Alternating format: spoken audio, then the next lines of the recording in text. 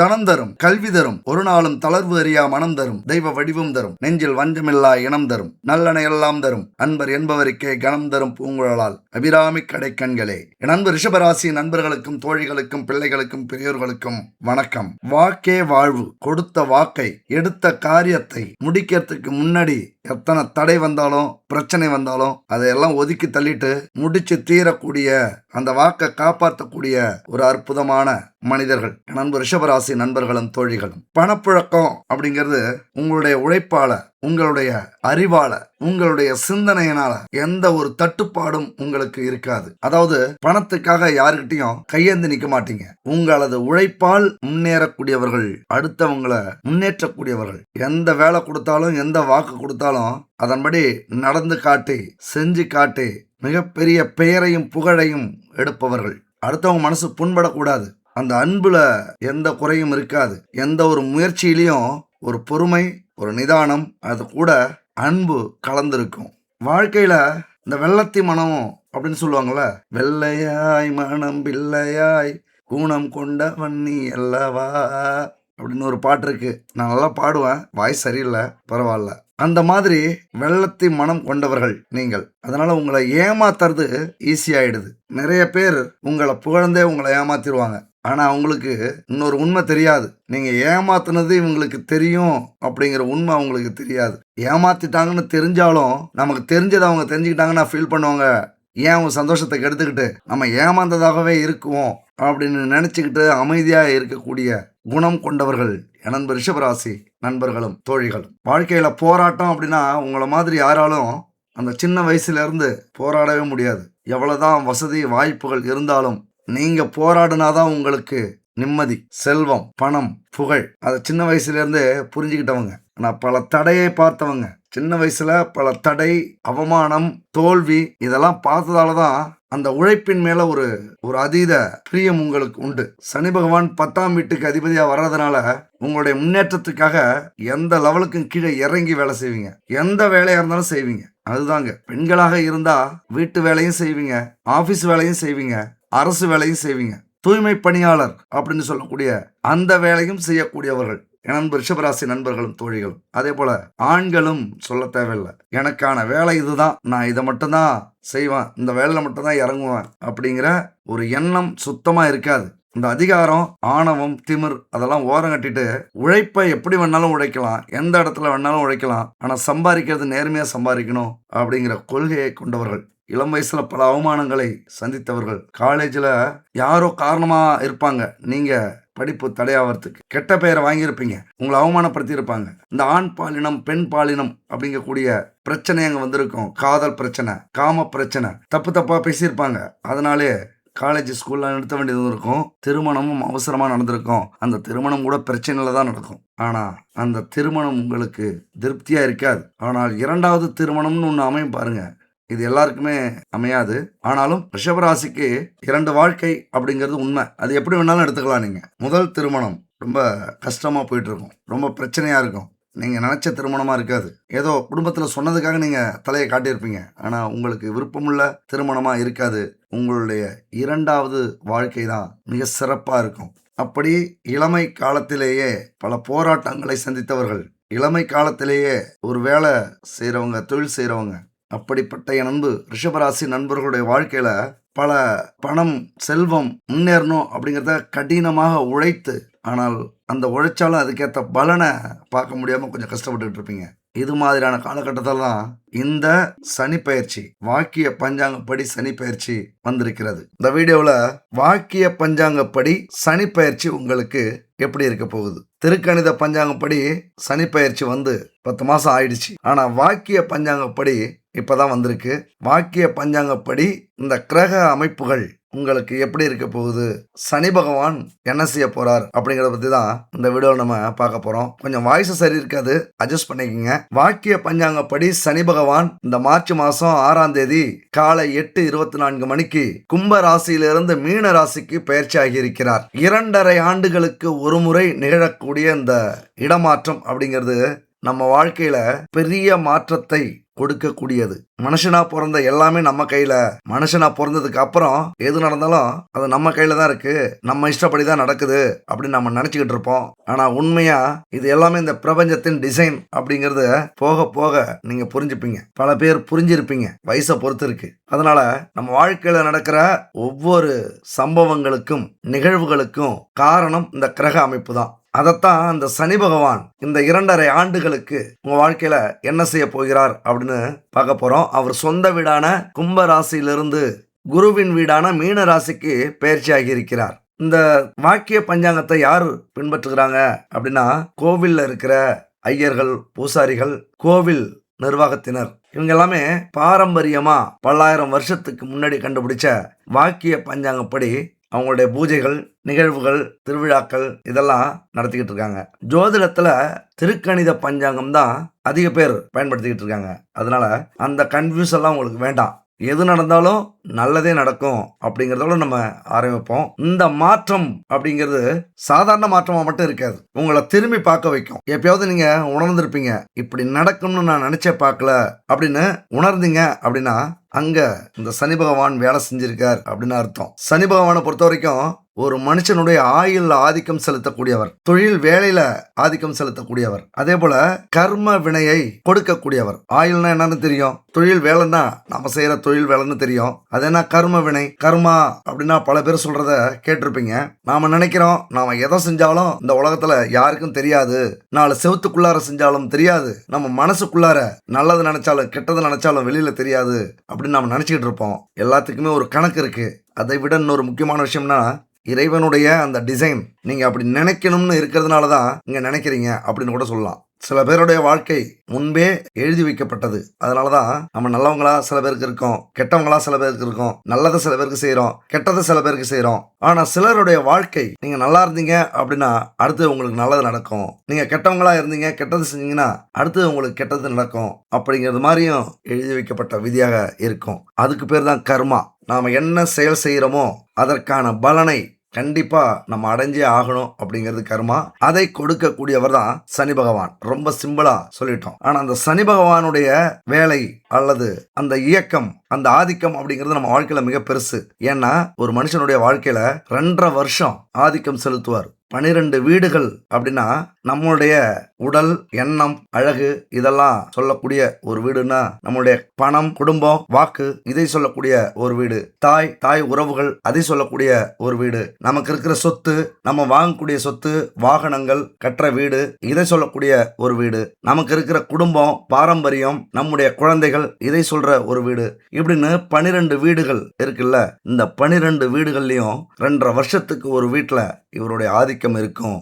எல்லா கிரகங்களும் 1 வருஷம் இருக்கும், அது குரு பகவான். 1.5 வருஷம் இருக்கும், அது ராகு கேது பகவான்கள்.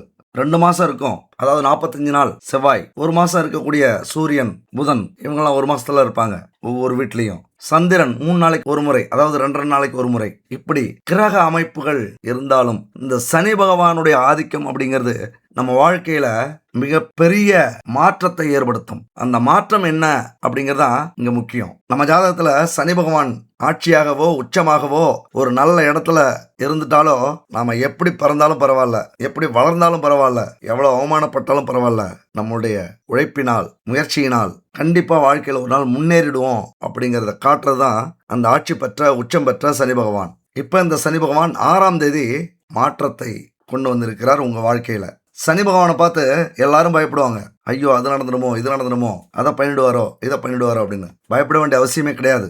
தர்மம் தவறாமல் நேர்மையுடனும் ஒழுக்கத்துடனும் நியாயம் உணர்வுடனும் வாழ்பவர்களை இந்த சனி பகவான் கருணை பார்வையோடு அத்தனை நல்ல விஷயங்களையும் செஞ்சு கொடுப்பார். தர்மமும் ஒழுக்கமும் தவறியவர்களை சனி பகவான் தண்டிக்காம விடமாட்டார். ஆனா நேர்மையா இருக்கிறவங்க இங்க பயப்பட வேண்டிய அவசியம் இல்லை. ஆனா யார் நேர்மையா இருக்கிறாங்க? இங்க யாருமே கிடையாது. அப்ப நம்ம என்ன நினைப்போம், யாருக்கு நம்ம துரோகம் பண்ணோம், யாருக்கு கெடுதல் பண்ணோம், யார் வாழ்க்கையை கெடுத்தோம், நமக்கெல்லாம் இப்படி நடக்குது அப்படின்னு எல்லாரும் வருத்தப்படுவோம். 100 பேர் இருக்கோம்னா 100 பேரும் வருத்தப்படுவோம். அப்ப யார் தாயா நேர்மையா இருந்தது? அப்ப யாருக்குமே நல்லது செய்யலையா சனி பகவான்? அப்ப யாருமே நல்லவங்க இல்லையா? கண்டிப்பா இல்லதான்.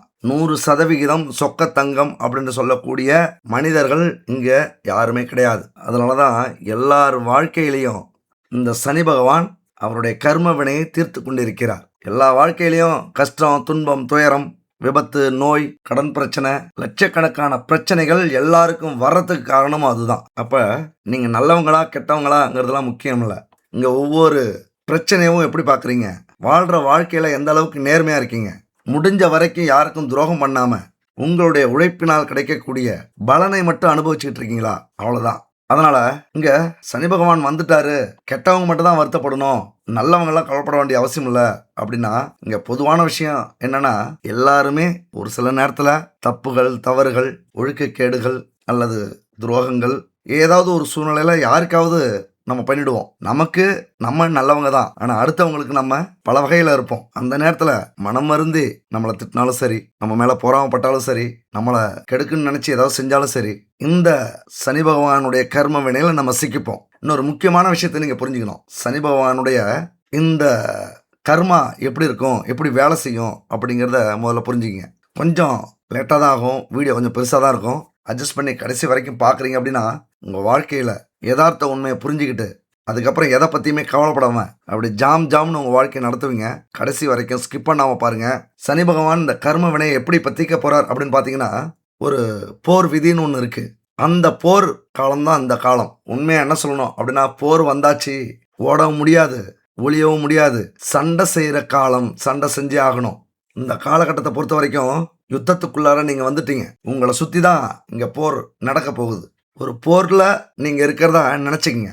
வாழ்க்கையே அப்படிதான், மனுஷ வாழ்க்கையே அப்படிதான். சில பேருக்கு கொடுத்து வச்சுருப்பாங்க, அவங்களாம் உள்ள வந்த உடனே, அதாவது பிறந்த உடனே எல்லாமே நல்லா இருக்கும், கஷ்டப்படாமல் வாழ்ந்துட்டு மற்றவங்க சேர்த்து வச்ச சொத்துல வளர்ந்துட்டு அப்படியே கஷ்டத்தையே பார்க்காம போயிடுவாங்க. நம்ம வாழ்க்கை அப்படி கிடையாது. அதனால இப்போ நீங்கள் போரில் இருக்கீங்க. போரில் ஒரு வழக்கு மொழி இருக்குது, அதுதான் முக்கியமான விஷயம். நோ கார்ட்டர் அப்படிங்கிற மொழி அது இங்கிலீஷில். குவார்ட்டரில் நோ கார்ட்டர், உடனே அவங்க நினப்பு அங்கே போகுது இல்லை. நோ கார்ட்டர் அப்படின்னா போர் நடக்கும்போது சரணடைகிறவங்கள நம்ம என்ன சொல்லுவோம், போர் கைதிகள் அப்படின்னு சொல்லுவாங்க. அதில் ஒரு விதி என்னன்னா, சரணடைகிறவங்கள கொல்லக்கூடாது, அவங்கள கைது பண்ணி சிறையில் அடைக்கணும், அவங்கள பாதுகாக்கணும் அப்படிங்கிறது போர் விதி.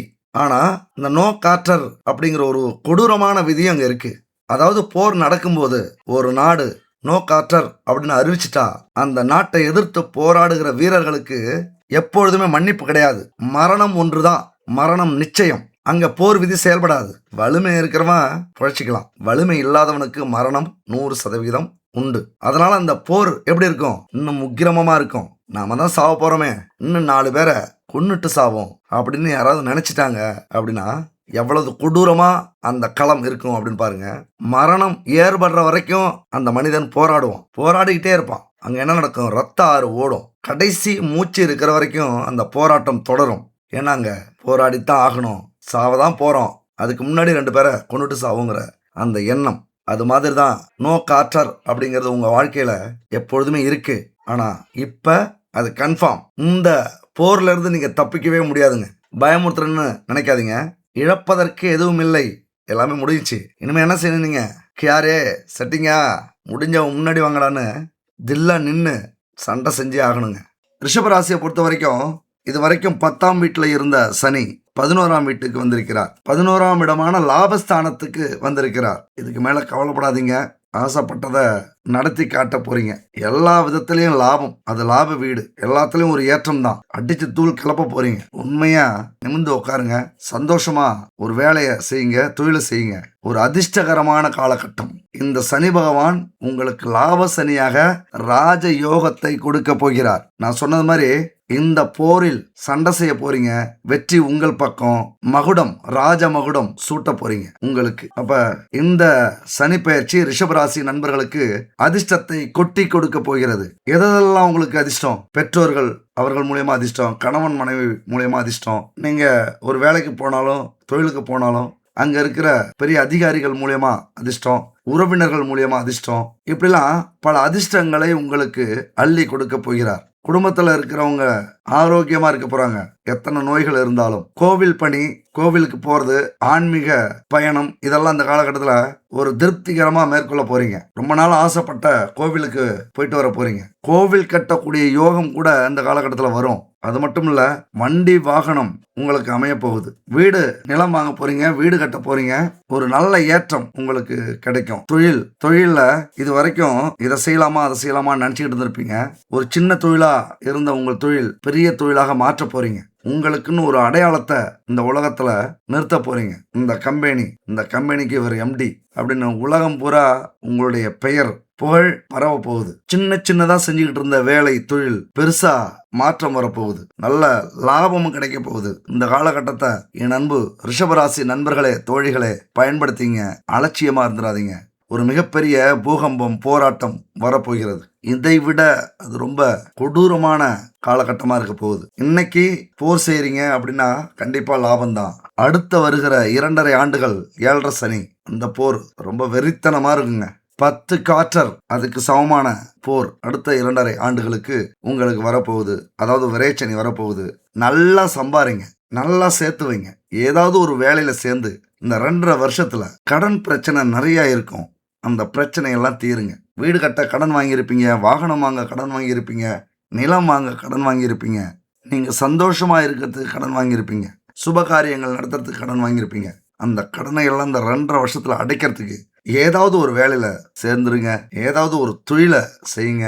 தொழிலில் கொஞ்சம் முதலீடு போட்டு முயற்சி பண்ணுங்க. இந்த நேரத்தில் பூமராங் மாதிரி உங்களுடைய தொழில் மிக பிரம்மாண்டமா வளர்வதற்கான வாய்ப்புகள் நிறைய உண்டு. ஏன்னா இது வரைக்கும் தொழில் ஸ்தானத்தில் இருந்த சனி பகவான் லாபஸ்தானத்துக்கு வந்திருக்கிறார். ஒரு மிகப்பெரிய பாக்கியம். இந்த பயிற்சி உங்க ஆரோக்கியத்துல சிறப்பா இருக்க போகுது. ரொம்ப உற்சாகமா இருப்பீங்க. எதை பத்தியும் கவலைப்பட மாட்டீங்க. ரொம்ப ஷார்ப்பா இருப்பீங்க. இன்னும் சொல்ல போனா நிறைய சிந்திப்பீங்க. கொஞ்சம் சிந்திச்சு செயல்பட்டீங்க அப்படின்னா மிகப்பெரிய லாபம் உங்களுக்கு கிடைக்கும். குடும்பத்தெல்லாம் நீங்க என்ன கேட்டாலும் அதை செய்யறதுக்கு முயற்சி பண்ணுவாங்க. உங்களுடைய முன்னேற்றத்துக்கு குடும்பத்தை சேர்த்துக்கிட்டீங்க அப்படின்னா அவர்களுடைய அறிவு, அவர்களுடைய அறிவுரை ரொம்ப உதவிகரமா உங்களுக்கு இருக்கும். சில கூடா பழக்கம் கேடாய் வரும். அதெல்லாம் புறந்தள்ளுங்க. மது, மாது இதெல்லாம் உங்க வாழ்க்கையில இப்ப நிறைய வர்றதுக்கான வாய்ப்புகளும் உண்டு. இந்த போதை அப்படிங்கிற ஒரு விஷயம் உங்களை ஆட்கொள்ளும். ஏன்னா அந்த லாப சனி அந்த இடத்துல சுக்கிரன் வந்து சேர்ந்திருக்கிறார். ஒரு மனப்போதை, ஒரு மாய போதை இப்போ உருவாகும். அந்த போதைங்கிறது மதுவால மட்டும் இல்ல. பெண்களாக இருந்தால் ஆண்கள் கொடுக்கும் போதை, ஆண்களாக இருந்தால் பெண்கள் கொடுக்கும் போதை, கணவன் மனைவியாக இருந்தா உல்லாச போதை, குடும்பமாக இருந்தா பெரிய வீடு கட்டணும், பெரிய கார் வாங்கணும், நிலம் வாங்கணும், ரொம்ப சொகுசா இருக்கணும் அப்படிங்கிற ஒரு போதை வரும். அது வர்றது தப்பு இல்லை. ஆனால் அதை நேர்மையாக நீங்கள் அடையறதுக்கு முயற்சி பண்ணீங்க அப்படின்னா மிகப்பெரிய அச்சீவ்மெண்ட். கண்டிப்பாக ஆசைப்பட்டது உங்களுக்கு கிடைக்கும். ஆனால் அங்கே என்ன பிரச்சனை அப்படின்னா கொஞ்சம் கீழ்த்தரமான வேலைகளை, சட்டத்துக்கு புறம்பான வேலைகளை, யாருக்கும் தெரியாத வேலைகளை செய்யறதுக்கு முயற்சி பண்ணுவீங்க. தவறான வழி போகிறதுக்கு முயற்சி பண்ணுவீங்க. கொஞ்சம் அவமானம் கிடைக்கிறதுக்கான வாய்ப்புகளும் உண்டு. அதற்கான காரணத்தை அடுத்தது சொல்கிறேன். இந்த நேரத்தில் நிறைய பேர் உங்களை ஏமாற்ற போகிறாங்க. நிறைய பேர் சூழ்ச்சி செய்ய போகிறாங்க. நிறைய பேர் உங்களுடைய வேலையை கெடுக்க போகிறாங்க. தொழில நஷ்டத்தை உருவாக்க போகிறாங்க. அதை எதிர்த்து போராடுறதுக்கு தயாராக இருங்க. மற்றபடி உங்களுடைய உள் மனசுக்கு எந்த ஒரு தீய எண்ணத்தையும் கொண்டு வர வேண்டாம். ஏன்னா மிகப்பெரிய ஒரு போர்க்களத்தில் நிற்கிறீங்க. ஆனால் அதுக்காக பயந்து போக சொல்லலை. 2.5 வருஷம் ரொம்ப அதிக வருஷம்னு தான் சொல்லணும். 2.5 வருஷங்கிறது ரொம்ப அதிகம். ஏன்னா ஒவ்வொரு நிமிஷமே நமக்கு முக்கியமானது. அந்த 2.5 வருஷத்தை பயன்படுத்திக்கினீங்க அப்படின்னா பல பிரச்சனைகளை உங்களால் தீர்க்க முடியும். பல முன்னேற்றங்களை பார்க்க முடியும். பல பிரான்ச்சு ஓப்பன் பண்ணுவீங்க. வேலையில் உங்கள் திறமைக்கேற்ற வேலையில் சேர்ந்து சம்பள உயர்வு அடைவீங்க. பரிசு பொருட்கள் வாங்குவீங்க. திடீர்னு உங்களுடைய வாழ்க்கை மாறக்கூடிய பல விஷயங்கள் நடக்க போகுது. இந்த காலகட்டத்தில் சின்ன சின்ன தடை இருக்கும் பண வரவுல. ஆனா உண்மையா பெரிய பணம், கட்டுக்கட்டா பணம் வர்றதுக்கான வாய்ப்புகள் நிறைய உண்டு. ஏன்னா ஒரு விஷயம் சொல்லணும். உங்களுடைய முயற்சி ஸ்தானத்துல அடுத்தது குரு பகவான் உச்சமாகி உங்களுடைய சனி பகவானை பார்க்க போறாரு. கட்டுக்கட்டா பணம் கொட்ட போகுது. இன்னொரு 4 மாசம் கழிச்சு கோடீஸ்வர யோகத்தை கண்டிப்பா நீங்க அடைய போறீங்க. இந்த ராஜ யோகம்னு தலைப்புல பார்த்துருப்பீங்க. இந்த சனி பகவான் உங்களுக்கு ராஜ யோகத்தை கொடுக்க போகிறார். வியாபாரிகள்லாம் நல்ல திட்டம் தீட்டி லாபத்தை அடைய போறீங்க. கொடுக்கல் வாங்கல் சிறப்பா இருக்கும். பெரிய பெரிய பணத்தொகை கைமாறும். உங்களுக்குன்னு ஒரு இடத்த பதிப்பீங்க. பெண்கள்லாம் சொல்லவே வேண்டியதில்லை. இங்க நம்ம ஆண்களுக்கு தனி, பெண்களுக்கு தனி அப்படின்னு எப்பொழுதுமே சொல்றதில்ல. எல்லாமே பெண்களுக்கும் உரியதுதான். பெண்களுக்கு சேர்த்து தாங்க சொல்லிட்டு இருக்கோம். நீங்க பிரிச்சு பார்க்காதீங்க. நல்லா சிந்திப்பீங்க. ஒரு குடும்பத்தை தூக்கி நிறுத்தி எவ்வளவு பிரச்சனையில இருந்தாலும், கடன் பிரச்சனையில இருந்தாலும், தலை தூக்க முடியாத பிரச்சனையில இருந்தாலும், ஊரை விட்டு ஓடி ஒதுங்கி இருந்தாலும், இன்னைக்கு நீங்க நம்மளால் முடியும்னு முடிவு பண்ணீங்க அப்படின்னா சாதிச்சு காட்டுவீங்க. பெண்களுக்கெல்லாம் மிக அற்புதமான வாய்ப்புகள் உண்டு. குறிப்பாக ரிஷபம் அப்படின்னாலே அழகு, பெண்கள், ஆடம்பரம் இதெல்லாம் சொல்லக்கூடிய ஒரு அமைப்பு. அதனால பெண்களுக்கு மிக மிக சாதகமான ஒரு காலகட்டம்.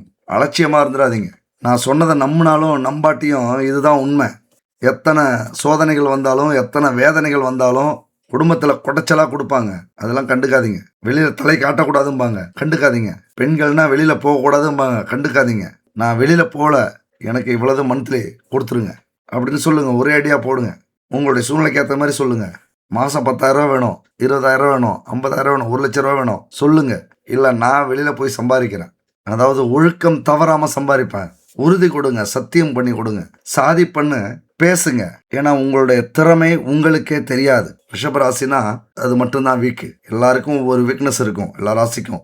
ரிஷபராசியை பொறுத்த வரைக்கும் உங்களை விட ஒரு உழைப்பில் சிறந்தவர்கள், திறமையானவர்கள், வலிமையானவர்கள் இந்த உலகத்துல யாரும் இல்லை.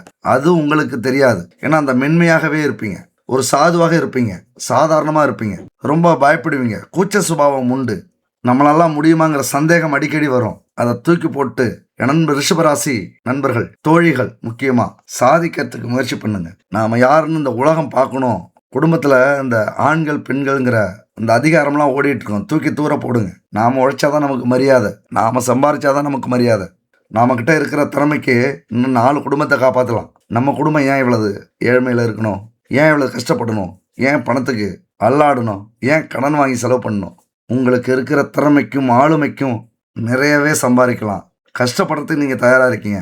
ஆனால் அந்த கூச்சத்தை விட்டு வெளியில் வரணும். ஆனால் அதே நேரத்தில் உங்களுக்கு கொடுக்குற சுதந்திரம் அப்படிங்கிறது உங்களை வாழ்க்கையிலிருந்து திசை திருப்பும், உங்கள் பாதையிலிருந்து திசை திருப்பும். பெண்களாக இருந்தால் சொல்லவே வேண்டாம். நிறைய ஆண் வர்க்கம் உங்களை சீண்டும், அடையறதுக்கு முயற்சி பண்ணும், கெட்ட பேர் வாங்கி கொடுக்க முயற்சி பண்ணும், உங்களை அனுபவிக்கிறதுக்கு முயற்சி பண்ணும். குடும்பத்துக்காக இந்த காலகட்டத்தில் தனிச்சு நின்னீங்க, துணிஞ்சு நின்னீங்க அப்படின்னா மிகப்பெரிய சாதனையை படைக்கலாம். மனுஷங்களை இந்த 6 விஷயங்கள் ஆட்டி படைக்கும். சத்ரிபு அப்படின்னு சொல்லுவாங்க. இதனால நீங்க புரிஞ்சுக்கணுங்க. அதாவது 6 விஷயங்கள்னா ஆசைகள், கோபம், பேராசை, பற்று, பொறாமை, ஈகோ அப்படிங்கிற இந்த 6 விஷயங்களும் இந்த காலகட்டத்தில் உங்களுக்கு ஏற்படும். அப்போ என்ன ஆகும்? இந்த 6 விஷயங்கள் ஏற்பட்டது அப்படின்னா கண்டிப்பாக உங்கள் வாழ்க்கையில் மிகப்பெரிய மாற்றம் உருவாகும். எந்த நேரத்தில் எது செயல்படும்னே தெரியாது, அப்படி செயல்படும். அப்படி இந்த 6 விஷயமும் நடந்துச்சு அப்படின்னா உங்கள் வாழ்க்கையில் தோல்வி கன்ஃபார்ம். அப்போ என்ன செய்வீங்க? வாழ்க்கையே தோல்வி அடைஞ்சது மாதிரி, வீணாக போனது மாதிரி, சேலை இருந்தது மாதிரி ஆயிடுவீங்க. இப்போ இந்த 6 விஷயத்தில் ஒன்று வந்தாலே நம்ம வாழ்க்கை எங்கேயோ கொண்டு போய் நம்மளை விட்டுரும். அதிக ஆசைப்பட்டாலும் தப்பு செய்வோம், கோவப்பட்டாலும் அவசரப்படுவோம், பேராசைப்பட்டாலும் தப்பான வழியில் போகிறதுக்கு ஆசைப்படுவோம். எது மேலேயாவது பற்று இருந்தால் அதை எப்படியாவது அடையணும், என்ன செஞ்சாலும் அடையணும், என்னனாலும் தப்பு செய்யலாம் அப்படிங்கிற எண்ணம் வரும். ஈகோ வந்துன்னா அடிக்கடி யார் மேலேயாவது மோதுவோம், யார் வாழ்க்கையிலாவது நம்ம டிஸ்டர்ப் பண்ணிகிட்டே இருப்போம். அப்போ நம்ம தடம் மாறுவோம், புத்தி வேலை செய்யாது, அதிக குழப்பம் ஏற்படும். அப்போ என்ன நடக்கும்? தோல்வி தான். ஆனால் இப்படிலாம் நடந்துருச்சே, தோல்வி ஆயிடுச்சே, நம்ம வாழ்க்கை அவ்வளோதானு அப்படின்னு நினச்சிடாதீங்க. அப்படியே உங்களை மீறி ஏதாவது நடந்திருக்கு அல்லது நடக்குது அப்படின்னா அதிலிருந்து மீண்டு வர்றதுக்கான முயற்சியும் பண்ணுங்க. தோல்விகளிலிருந்து தான் நமக்கு வெற்றி கிடைக்கும். வெற்றிக்கு அழைத்து செல்லக்கூடிய அந்த நண்பர் யாருன்னா தோல்வி தான். வெற்றியை காட்டிலும் தோல்வி தான் நமக்கு வாழ்க்கையில் நிறைய பாடங்களை சொல்லித்தருது. தோல்விங்கிற ஒரு வாத்தியார், வெற்றிங்கிறது தான் சர்டிஃபிகேட்டு, அதாவது ஸ்கூல் சர்டிஃபிகேட்னு சொல்கிறோம்ல, அது வெற்றி. இந்த தோல்விங்கிறது வாத்தியார், பல பாடங்களை சொல்லி கொடுக்கிறவர் அந்த தோல்வி தான். அந்த தோல்வி வரும்போது எந்த வேலையில் என்ன தவறு செஞ்சோம், யார் செஞ்சது, யாரால் அந்த தவறு நடந்தது, அதை எப்படி சரி பண்ணணும் தெரிஞ்சுக்கணும். அது நம்மளை சரி பண்ணுறதுக்கு உதவுது. அடுத்து நம்ம என்ன செய்யணும் அப்படின்னு முயற்சி பண்ணவும் வைக்குது. உண்மையான வெற்றி அடையணும் அப்படின்னா இந்த தோல்வி அடைஞ்சால் மட்டும்தான் நம்மளால் வெற்றி அடைய முடியும். இந்த ஒரு விஷயத்தை மட்டும் நீங்கள் தெரிஞ்சுங்க. இங்கே யாருமே முதல் முயற்சியிலே ஜெயிக்கலை. யாருமே பிறந்ததுலேருந்தே வெற்றி அடைஞ்சிக்கிட்டே வரல. யாருமே பிறந்ததுலேருந்து கோடீஸ்வரனுங்க இல்லை. அவங்களுக்கு பின்னாடி பெரிய போராட்டம் இருக்கும். பிறந்ததுலேருந்தே கோடீஸ்வரனாக இருக்கிறவங்க அவங்க பிறக்கிறதே வேஸ்ட்டு. கடவுள் என்ன செய்கிறாரு? அவங்கள ஒரு பொம்மை மாதிரி பிறக்க வச்சு, பொம்மையாகவே வாழ வச்சு, பொம்மையாகவே கடைசி வாழ்க்கையை முடிச்சுட்டு அனுப்புகிறாரு. அப்படி ஒரு பொம்மை நீங்கள் இல்லை.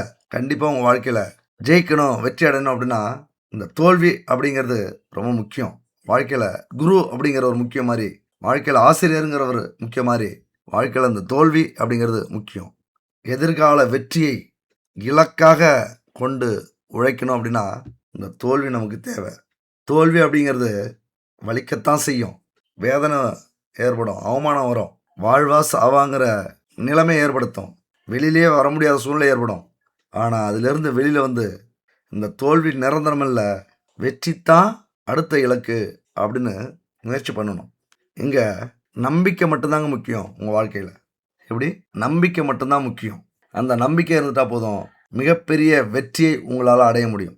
அதனால் உழைக்கிறத பற்றி ரிஷபராசிக்கு சொல்லவே தேவையில்லை. உழைச்சா கண்டிப்பாக வாழ்க்கையில் எல்லாத்தையும் அனுபவிக்கலாம். எல்லாத்தையும் அனுபவிக்கிறதுக்காகவே வந்தவர்கள். ஆனால் இந்த சனி பயிற்சிங்கிறது இருக்கிற இடம் உங்களுக்கு பல நன்மைகளை செய்யும், ஏற்றத்தை கொடுக்கும், மாற்றத்தை கொடுக்கும். ஆனால் பார்வை கொஞ்சம் சோதனையை கொடுக்கும். எந்த இடத்துல உங்களுக்கு எச்சரிக்கையாக இருக்கணும், கொஞ்சம் பார்த்து இருக்கணும், பிரச்சனைக்குரிய இடம் அப்படின்னு பார்த்தோம்னா குறிப்பாக அவருடைய பார்வையை பற்றி சொல்லணும். உங்களுடைய ராசியை பார்க்குறார். உங்களுடைய ராசியை பார்த்தாலே டயர்டாகுவீங்க, சோர்வாவீங்க, அவமானத்தை சந்திச்சாலே அப்புறம் எழுந்திருக்க மாட்டீங்க, ரொம்ப தன்னம்பிக்கை இழப்பீங்க, சுறுசுறுப்பு போயிடும், உங்கள்கிட்ட இருந்த அந்த பிரைட்னஸ் கொஞ்சம் காணாமல் போவோம். ஏன்னா சனி பகவான் பார்க்குறாரு. சனி பகவான் பார்த்தாலே அங்கே சோதனை தான். நாம தான் நினச்சிக்கணும் இது சோதனை நடக்குது, நம்ம இந்த சோதனைக்கு பலிகடாக ஆயிடக்கூடாது அப்படின்னு நீங்கள் தான் தெளிவாகணும். அப்போ உங்களுடைய அந்த கௌரவத்துக்கும் ஆளுமைக்கும் உருவத்துக்கும் ஒரு தன்னம்பிக்கைக்கும் சோதனை காலம் இது. அப்போ தைரியமாக அதிலிருந்து மீண்டு வரணும். அடுத்து பார்த்தீங்கன்னா உங்கள் குடும்பத்தில் உங்களுடைய பூர்வீகம், அதாவது கௌரவ பிரச்சனை வரும், குழந்தை பிரச்சனை வரும், குழந்தைகள் சொன்ன பேச்சை கேட்க மாட்டாங்க, குழந்தைகளால் அவமானங்கள் வரும், குழந்தைகளை கண்காணிக்கணும். இந்த காலகட்டத்தில் நல்லா சம்பாதிக்கிற வாய்ப்பு கிடைச்சும் அந்த வாய்ப்பை மிஸ் பண்ணுவீங்க. உங்களுடைய கௌரவம் ஏதாவது ஒரு விதத்தில் பாதிக்கப்படும். அது குழந்தைகளால் கூட இருக்கலாம். குலதெய்வ வழிபாடு அப்படிங்கிறது இந்த காலகட்டத்தில் மிக முக்கியம். இந்த 2.5 வருஷத்தில் மாதத்துக்கு ஒரு டைமாவது குலதெய்வ கோயிலுக்கு போயிட்டு வந்துடுங்க. போய் சூடம் சாம்பிராணி ஏற்றி கும்பிட்டுட்டு வாங்க. 3 மாதத்துக்கு ஒரு டைம் பொங்கல் வைங்க. வருஷத்துக்கு ஒரு டைம் காவு கொடுங்க. 2.5 வருஷத்துக்கு இதை தொடர்ந்து செய்கிறீங்க அப்படின்னா அந்த குலதெய்வமே உங்களை காப்பாற்றும். ஏன்னா குடும்ப கௌரவத்துக்கு பாதிப்பு, பங்கம் வரக்கூடிய அமைப்பு. ஒரு பெண் குழந்தைகள் வச்சுருந்தாலும் சரி, ஆண் குழந்தைகள் வச்சுருந்தாலும் சரி, ஏதோ ஒரு விதத்தில் குடும்ப கௌரவத்தை பாதிக்கிறது மாதிரி இழிவான செயல்களை செஞ்சு நம்மளை அவமானப்படுத்தும் இந்த உலகம். எச்சரிக்கையோடு இருங்க. அடுத்து பார்த்தீங்கன்னா இந்த நான் சொன்னதுக்கும் 5ஆம் வீட்டை சனி பகவான் பார்க்குறாரு, அதே போல் 8ஆம் வீட்டை பார்க்குறாரு. ரொம்ப எச்சரிக்கையாக இருக்கணும். என் அன்பு ரிஷபராசி நண்பர்களே, தோழிகளே, உழைச்சிங்கன்னா நிறைய காசு வரும். ஆனால் கண்ணை மறைச்சிடக்கூடாது. நிறைய பணம் வருதே, செலவு பண்ணுவோம் அப்படின்னு செலவு பண்ணக்கூடாது. எங்கே வேணாலும் போகலாம், எப்படி வேணாலும் நடந்துக்கலாம். ஒரு கட்டுப்பாடு இருக்கணும். இல்லைன்னா என்ன நடக்கும் அப்படின்னா நிதானம் இழப்பீங்க, அமைதியை இழப்பீங்க, தலைக்காலு புரியாது, பயணத்தில் விபத்து வரும், திடீர் பிரச்சனைகள் வரும், கோர்ட்டு கேஸ் வழக்கு வரும், தேவையில்லாத சண்டை சச்சரவுகள் வரும். திடீர்னு ஒரு பிரச்சனை நடந்து உங்களை சிக்க விட்டு போயிடுவாங்க. அடுத்தவர்கள் செய்த தப்புக்கு நீங்கள் ஃபைன் கட்டணும். கையெழுத்து போடாதீங்க, ஜெயிலு வரைக்கும் போக வேண்டிய அமைப்பு. சனி பகவான் 8ஆம் வீட்டை பார்த்தாலே உண்மையான போரே அதுதான். நம்மளை சுற்றி துப்பாக்கி வச்சுக்கிட்டு நம்மளை லாக் பண்ணால் எப்படி இருக்கும், கம்பு அம்பு வச்சுக்கிட்டு லாக் பண்ணால் எப்படி இருக்கும்? வேறு வழியே இல்லை, சரணடைஞ்சு தானே ஆகணும். சரணடைஞ்சாலும் இங்கே விடமாட்டாங்க. நான் சொல்லிட்டேன், நோ கார்டர் அப்படின்னு இங்கே சொல்லியாச்சு. வாழ்வோ சாவோ போராட்டம் தான். இந்த போராட்டத்தில் ரொம்ப ரொம்ப எச்சரிக்கையாக இருக்க வேண்டியது உங்களுடைய கடமையும் பொறுப்பும். ஆனால் சனி பகவானை பார்த்து பயப்படாதீங்க. முக்கியமாக நீங்கள் தப்பு செஞ்சுருந்தா பயப்படுங்க, அதற்கான பரிகாரத்தை செஞ்சுக்கிங்க. நான் முன்னாடியே சொல்லிட்டேன், தப்பு செய்யறது பிரச்சனை இல்லை. எல்லாருமே தப்பு பண்ணுவோம், சூழ்நிலைக்கு தப்பு பண்ணுவோம், துரோகம் பண்ணுவோம், அடுத்தவங்க வயிற்றுல அடிச்சிருப்போம். ஆனாலும் அதை நினச்சி வருந்தி நம்மளே நம்மளை வருத்திக்கிறது. நாம் யாருக்கு துரோகம் பண்ணமோ, யாருக்கு துன்பத்தை கொடுத்தமோ, யார் மனசை கஷ்டப்படுத்தினமோ அவங்களுக்கு ஏதாவது ஒரு விதத்தில் அவங்க மன திருப்தி அடைகிற அளவுக்கு உதவிகள் செய்யணும். அதுதான் பரிகாரம். இதுக்கப்புறம் செய்ய மாட்டேன் அப்படிங்கிறது மனப்பூர்வமாக அவங்கள்ட்ட மன்னிப்பு கேட்கறது, நம்மளால் ஏற்பட்ட பிரச்சனை நாமளே சரி பண்ணுறதுக்கு முயற்சி பண்ணுறது அவங்களுக்கு. இதெல்லாம் ஒரு மிகப்பெரிய பரிகாரம், வாழ்வியல் பரிகாரம் அப்படிங்கிறது இப்படி தான் இருக்கணும். எங்கேயோ பண்ண தப்புக்கு கொண்டு போய் உண்டியல்ல 5000 10,000 பணம் போட்டால் அந்த பரிகாரம் சரி வராது. கெடா வெட்டினா சரி வராது. 5000 ரூபாயா இருந்தாலும் 500 ரூபாயா இருந்தாலும் நாம் யார் மனசை கஷ்டப்படுத்தணுமோ அவங்க மனசு சந்தோஷப்படுற அளவுக்கு ஏதோ ஒரு பரிகாரம் பண்ணும்போது தான் அதுதான் சனி பகவானுக்கு ரொம்ப பிடிக்கும். அவ்வளோதான். சனி பகவானை பொறுத்த வரைக்கும் பெருசாக சொல்ல வேண்டியதில்லை, அவ்வளோதான். சரி, பரிகாரம் அப்படின்னு சொன்னோம்ல, இங்கே தான் நீங்கள் கவனமாக கேட்கணும். சனி பகவானை பார்த்து யாரும் அச்சப்படாதீங்க. அவர் ஒரு பாடம் கற்றுக் கொடுக்குற ஆசிரியர் அப்படின்னு சொன்னான். ஒழுங்காக நம்ம கடமையை செஞ்சாலே, உண்மையாக உழைச்சாலே, எளியவர்களுக்கும் வயதானவர்களுக்கும் உயிரினங்களுக்கும் நேர்மையாக இருந்தாலே இந்த சனி பகவானுடைய அருள் நமக்கு பரிபூரணமாக கிடைக்கும். சனியை போல கொடுப்பாரும் இல்லை, சனியை போல கெடுப்பாரும் இல்லை அப்படிங்கிற பழமொழி 100க்கு 1000% உண்மை. 1000 துரோகத்தையே நீங்கள் பண்ணியிருந்தாலும் சரி, அது சூழ்நிலை. 1000 கெடுதல் பண்ணியிருந்தாலும் அது அந்தந்த காலகட்டம். 1000 கெட்டது நீங்கள் பண்ணியிருந்தாலும் அது நேரம், விதி. அதிலிருந்து உணர்வு பூர்வமாக வருத்தப்பட்டு இதுக்கு மேலே நான் இந்த மாதிரி செய்ய மாட்டேன், என்ன தண்டனை வேணாலும் கொடுப்பா இறைவா, இதுக்கு மேலே நான் இப்படி ஒரு தப்பு பண்ண மாட்டேன் அப்படின்னு ஒரு வார்த்தை மட்டும் சொல்லிட்டீங்க அப்படின்னா அங்கிருந்து உங்களுடைய கர்ம வினை அகல ஆரம்பிக்கும். அங்கிருந்து என்ன பிரச்சனை வந்தாலும் பிரச்சனை இல்லாத மாதிரி ஒரு ஃபீல் ஆகும் உங்களுக்கு. அப்போ சனி பகவான் அப்படிங்கிறவர் பல பிரச்சனைக்கு தீர்வை கொடுக்கிறவர், பல பிரச்சனையை கொடுக்கிறவர், அந்த பிரச்சனைக்கு தீர்வையும் கொடுக்கிறவர் அவர் தான். அப்போ என்ன செய்யணும்? சனி பகவானை சந்தோஷப்படுத்தக்கூடிய இந்த பரிகாரத்தை செய்யுங்க. ஒன்றும் இல்லைங்க, காலையில் எழுந்திருச்சு குளிச்சுட்டு பச்சரிசி கோலமாவு இருக்குல்ல, அதை சாதாரணமாக நம்ம நினச்சிப்போம். அந்த பச்சரிசி கோலமாவை அரைச்சி பொடியாகவும் அரைக்கலாம், தண்ணி மாதிரி இந்த கோலம் விடுவாங்களே அப்படி வச்சுக்கோங்க. காலையில் கோலத்தை விட்டுட்டு பூஜை அறைக்கு வந்து தெய்வங்களுக்கெல்லாம் கொஞ்சம் பூ வச்சுட்டு சூடம், சாம்பிராணி, அகர்பத்தி, பஞ்சதீப எண்ணெய் இருந்ததுன்னா அதை ஏற்றி வச்சுக்கோங்க. ஒரு பச்சை கற்பூரம் ஒரு துளி ஏற்றிக்கிங்க, அதை உங்கள் பைக்குள்ளாரையும் போட்டுக்குங்க. பச்சை கற்பூரம் பணத்தை இழுக்கக்கூடியது, பஞ்சகாவிய எண்ணெய் இந்த பிரபஞ்சத்தை தன் வசப்படுத்தக்கூடியது. முக்கியமாக பச்சரிசி கோலமாவு எதுக்குன்னு உங்களுக்கு சொல்ல வேண்டியதில்லை. 1000 பேருக்கு நம்மளால் அன்னதானம் செய்ய முடியுமா? மனிதர்களுக்கு ஒரு 1000 ரூபாய் ஒரு நாளைக்கு நமக்கு உதவி பண்ண முடியுமா? நம்மளால் முடியாது. அப்போ அந்த உயிரினங்களுக்கு இந்த பிரபஞ்சத்தோடைய விதி என்ன தெரியுமா? சனி பகவானுடைய விதி என்ன தெரியுமா? நீங்கள் எத்தனை உயிரினங்களுக்கு உதவி செஞ்சுருக்கீங்க அப்படிங்கிறது தான் கணக்கு. அது யானைக்கா அல்லது பூனைக்கா, ஈக்கா எறும்புக்கா, மனிதர்களுக்கா விலங்குகளுக்கா அப்படிங்கிற கணக்கு கிடையாது. அதுதான் நமக்கு சனி பகவான் கொடுத்திருக்கிற மிகப்பெரிய பாக்கியம். 1000 மனிதர்களுக்கு செய்யக்கூடிய அன்னதானம் இருக்குல்ல, 1000 எறும்புக்கள், பூச்சிக்கள் அன்னதானம் செஞ்சது மாதிரி இந்த பச்சரிசி கோலமாவால கோலம் போடுறது வீட்டு வாசல்ல 33 கோடி தேவர்களை நம்ம வீட்டுக்கு அழைக்கிறது எவ்வளவு பெரிய புண்ணியம் தெரியுமா? அது 1000 பேருக்கு அன்னதானம் போடுறதும் இந்த எறும்புகள் பூச்சிகளுக்கு பச்சரிசியை கொடுக்கறதும் மிகப்பெரிய ஒரு பாக்கியம். சனி பகவானுக்கு ரொம்ப பிடிக்கும். அப்படியே அதை செஞ்சுட்டு தீபம் ஏற்றி, நெய் தீபம் ஏற்றலாம், இல்லைனா நல்லெண்ணெய் தீபம் ஏற்றிக்கிங்க, இல்லைனா பஞ்ச தீபம் ஏற்றிக்கிங்க. இல்லைனா 3 விளக்கு இருந்ததுன்னா 3லையும் நல்லெண்ணெய், பஞ்சதீப எண்ணெய், நெய் 3 விளக்கும் ஏற்றி வச்சுக்கிட்டு உட்காருங்க. 7 தலைமுறைக்கு முன்னாடி செய்த பாவங்கள் தீரும் இந்த பரிகாரம் செஞ்சீங்கன்னா. அலட்சியப்படுத்தாதீங்க. 7 தலைமுறைக்கும் முன் செய்த பாவங்கள் தீரும்போது என்ன நடக்கும்? உன் வாழ்க்கையில் அப்படியே எல்லாமே அற்புதம் நடக்கும். அப்படியே அமைதியாக உட்காந்து இந்த மந்திரத்தை சொல்லுங்க. எந்த மந்திரம்? ஓம் ஷம் சனிச்சராய நம அப்படிங்கிற இந்த மந்திரம். இந்த மந்திரத்தை 108 முறை சொல்லுங்க. சொல்லிடலாம், ஒரு 10 நிமிஷம் 108 முறை கண்டிப்பாக சொல்லிடலாம். இந்த மந்திரத்தை மட்டும் 108 முறை சொல்லிட்டீங்க அப்படின்னா உங்கள் வாழ்க்கையே மாறும். என்ன முக்கியம்? நான் சொன்ன அத்தனை பொருட்களும் முக்கியம். பச்சரிசி கோலமாவு, சூடம், சாம்பிராணி, அகர்பத்தி, பஞ்சதீப எண்ணெய், நல்லெண்ணெய், நெய், பச்சை கற்பூரம். பையில போட சொன்னால பணம் எங்கே இருந்தாலும் உங்களை நோக்கி பாயும். வேலையில், தொழிலில் எப்பொழுதும் அந்த பச்சை கற்பூரத்தை பர்ஸில் வச்சுக்கிங்க. இந்த பச்சரிசி கோலமாவு கட்டி சொன்னல, அது எப்படி நாங்கள் டெய்லியும் அரைச்சி போட முடியுமா அப்படின்னா, சரி எத்தனை நாளுங்க? முடிஞ்சா 48 நாள் அல்லது 27 நாள் அல்லது 18 நாள் அல்லது 9 சனிக்கிழமை. நல்லா இதை மைண்டில் வச்சுக்கங்க. இத்தனை நாள் உங்களால் என்ன முடியுதோ செஞ்சு பாருங்க. முதல்ல 9 நாட்கள் எடுத்துக்கங்க, செஞ்சு பாருங்க. மாற்றம் வருது அப்படின்னா அடுத்தது 18 நாள் செய்யுங்க. மாற்றம் கொஞ்சம் அதிகமாக இருக்குது அப்படின்னா அடுத்து 27 நாள் செய்யுங்க. மாற்றம் 48 நாள் செய்யுங்க. மிகப்பெரிய மாற்றம் உங்கள் வாழ்க்கையில் 100% நடக்கும்.